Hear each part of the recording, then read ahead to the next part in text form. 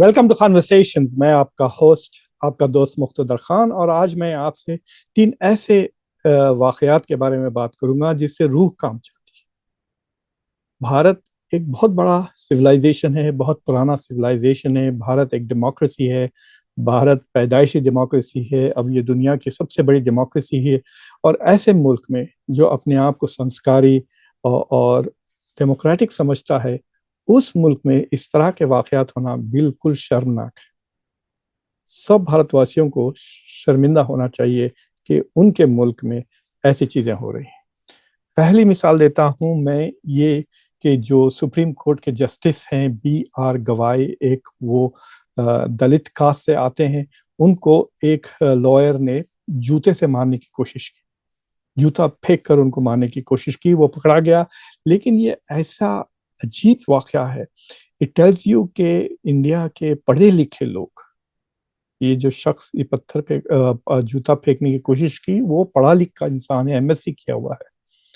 ये पढ़े लिखे लोग अपने आप को इतना सुपीरियर समझते हैं भारत के जुडिशरी से, सुप्रीम कोर्ट के किसी जज से, कि उसको वो जूते से मार के उसको भारत के आप कह सकते हैं कॉन्स्टिट्यूशन को, भारत के सुप्रीम कोर्ट को वो ह्यूमिलिएट और इंसल्ट करने चाहते हैं। बड़ी हैरत की बात है। और अभी तक वो शख्स आजाद फिर रहा है।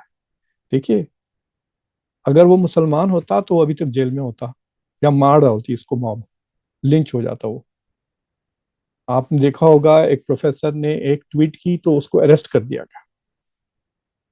तो इस तरह की चीजें होने लगी हैं भारत में, कि एक कम्युनिटी फील्स के वो कुछ भी कर ले, उनको जवाबदेह नहीं है वो to the law and order. क्योंकि सरकार, जो प्राइम मिनिस्टर मोदी की सरकार है, खास तौर से उन स्टेट्स में जहां पे वो कंट्रोल करते हैं, ये वाकया दिल्ली में हुआ, वहां पे सरकार क्योंकि भारतीय जनता पार्टी की है, वहाँ के लोग समझते हैं कि वो किसी को भी लिंच कर दे सकते हैं, किसी के ऊपर भी कुछ भी अत्याचार कर सकते हैं, कुछ भी जुल्म कर सकते हैं, और उनके कोई अकाउंटेबिलिटी नहीं होगी। ये कैसा कैसा चलेगा मुल्क? ये जो जो फेंकेगा, जूता फेंकने की जो इनमें हिम्मत I as a supreme court justice, it shows के, मतलब मेरे पास हिंदी में अल्फाज नहीं है, लेकिन उसको आप गूगल कर लें, ये वर्ड कंटेम्प्ट है। This is a contempt for India's legal system. और फिर ये कहना कि सनातनी धर्म पर कोई इंसल्ट टॉलरेट नहीं की जाएगी,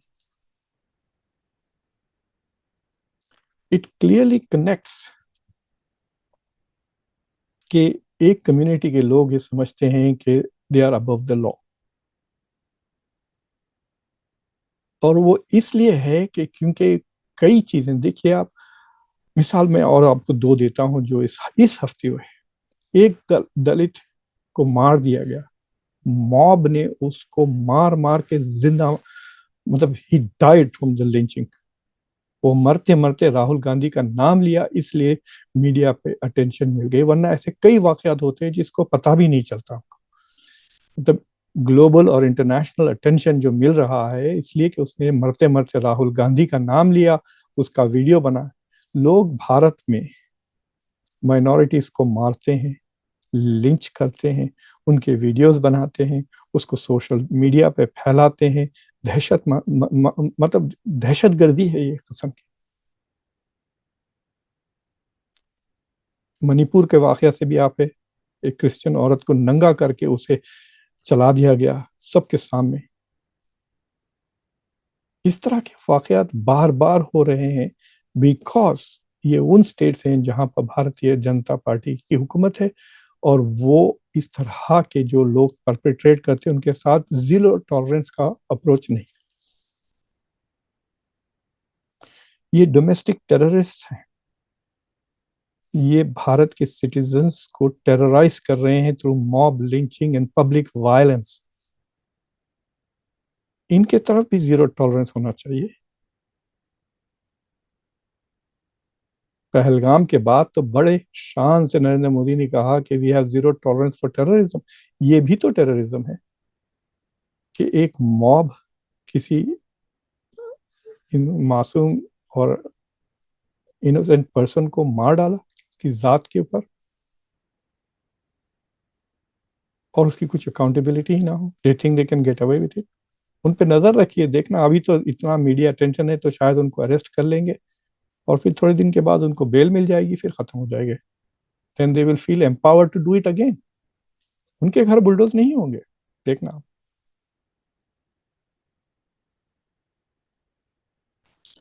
ایک تیسری جو چیز ڈیولپ ہوئی انڈیا میں، یہ آئی لو محمد پیس بی اپون ہم کے جو لوگ پوسٹرز وغیرہ لگا رہے ہیں، اس پہ لوگوں کو اریسٹ کیا جا رہا ہے. کئی لوگوں کو 1500 سے قریب لوگوں کے اوپر ایف آئی آر درج ہو چکی ہیں. یہ کیسا ملک ہے جہاں پہ آپ اپنے فاؤنڈر کے ساتھ اگر محبت کا اظہار کیے تو لوگ آپ کو اریسٹ کر لیں گے؟ گجرات میں پولیس نے یووکوں کو مار کر ان کو پریڈ کروایا. یہ کون سا لیگل سسٹم ہے؟ یہ کیا بھارت کے کانسٹیٹیوشن میں اس طرح extra judicial execution of violence by police?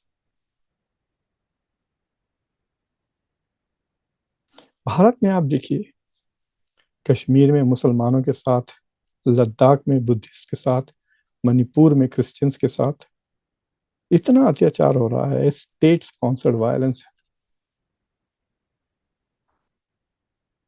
اور پھر جب بھارت کے پردھان منتری باہر جاتے ہیں تو وہ اپنے آپ کو کہتے ہیں کہ بھارت ڈیموکریسی کی ماں ہے، ہم نے ایجاد کیا، پیدا کیا ہم نے ڈیموکریسی کو.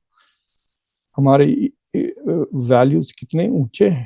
واسودیوا کٹمبکم میں ہم یقین کرتے ہیں سب ایک فیملی ہے. تو آپ اپنے فیملی ممبرس کو اس طرح سے ٹریٹ کرتے ہیں.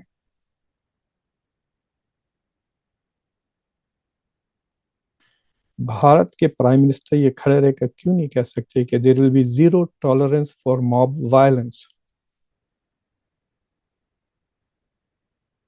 میں لکھ کے دے سکتا ہوں، وہ اپنے ٹیلی پرومپٹر پہ لے کر میں بنا سکتا ہوں سلائیڈ اچھی خاص. Those who indulge in mob violence, there will be zero tolerance on them. Police ان کو اریسٹ کرے. ایسے لوگوں کو پولیس سڑکوں پہ نہیں مارتے پھر، دیکھیں گے آپ. مجھے ایک واقعہ یاد آیا، بلقیس بانو کی جو ریپس اور ان کی فیملی کو جو مارے لوگ، ان کو جلدی رہا کر دی بی جے پی سرکار نے، یہ کہہ کر کہ یہ لوگ اونچے سنسکاروں والے لوگ ہیں. میرے خیال سے سنسکار اور ذات میں فرق نہیں سمجھتی ہے سرکار. اگر آپ کی ذات اونچی ہے تو وہ آٹومیٹکلی سمجھتے ہیں کہ آپ کے سنسکار بھی اچھے ہوں گے.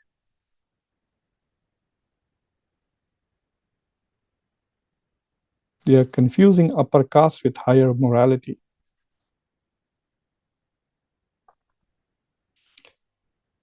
اس سے یہ جو بات ہے کہ سب کا ساتھ، سب کا وکاس، اس طرح کی باتیں پھر کھوکھلی سنائی دیتی ہیں کہ ہم بہت بڑے سویلائزیشن ہیں، ہم بہت پرانی پرمپرائیں ہیں. all of this sound very shallow.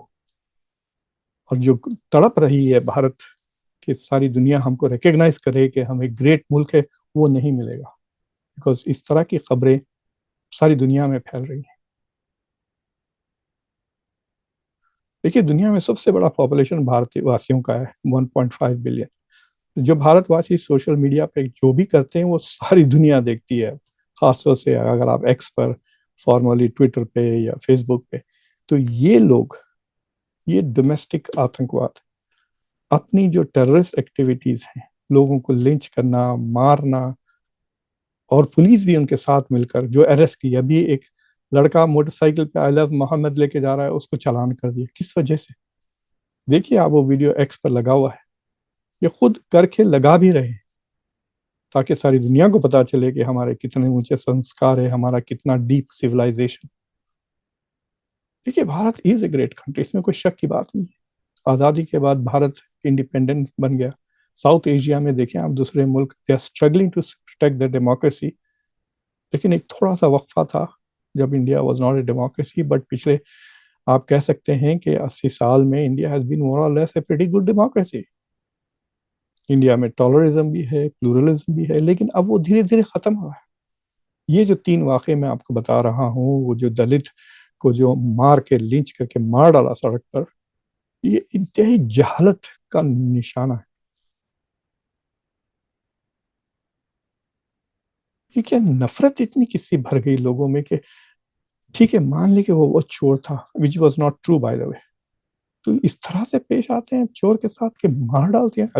یہ دیکھیے, that tells you کہ پبلک میں کتنی نفرت بھری ہوئی ہے,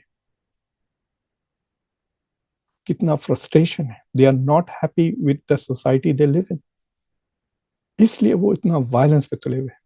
کس طرح کے ویلیوز ہیں یہ؟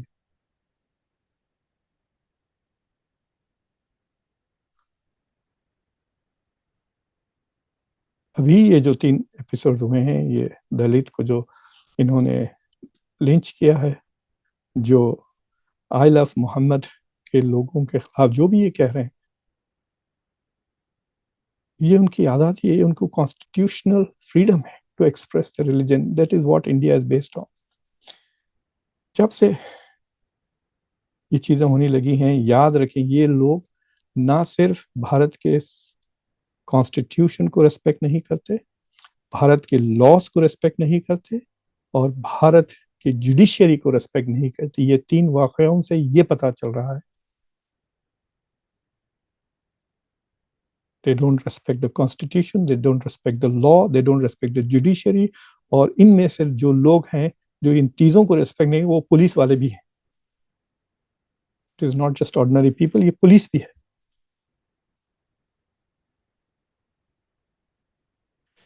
اگر اس طرح کے چیزوں پہ سختی سے, they should be called domestic terrorists کہنا چاہیے, کیونکہ یہ ٹیررائز کر رہے ہیں بھارت کے سٹیزنز کو.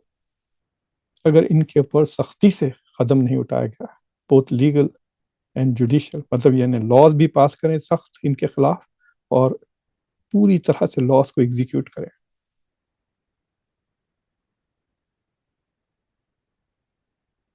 تب آپ کے ملک میں ڈیموکریسی مضبوط ہوگی. تب آپ فخر سے کہہ سکتے ہیں دوسرے ملکوں میں کہ ہم we are the mother of democracy.